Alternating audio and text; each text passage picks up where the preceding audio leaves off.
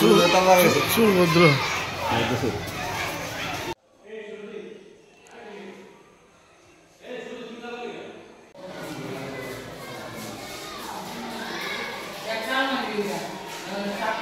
আচ্ছা এইটা এবার চেক করো চেক করো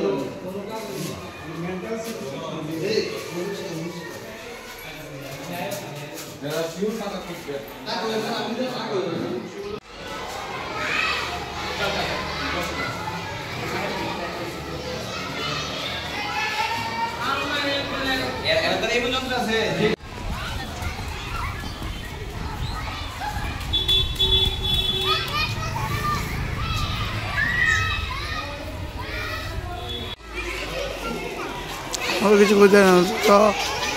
সুর তো ভদ্র সুর সুর সুরি টুরি কইরা আবার তারা ব্যাংকে ঢুকছে না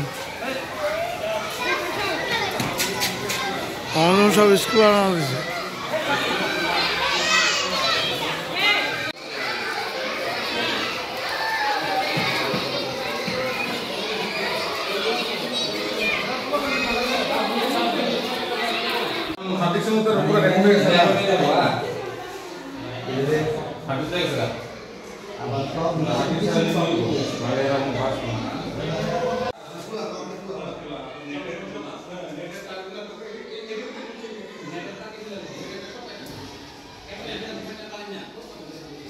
আমরা English medium higher secondary school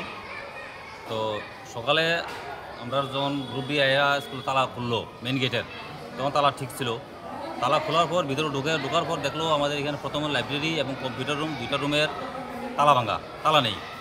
তো সাথে সাথে সে আমাকে ফোন করলো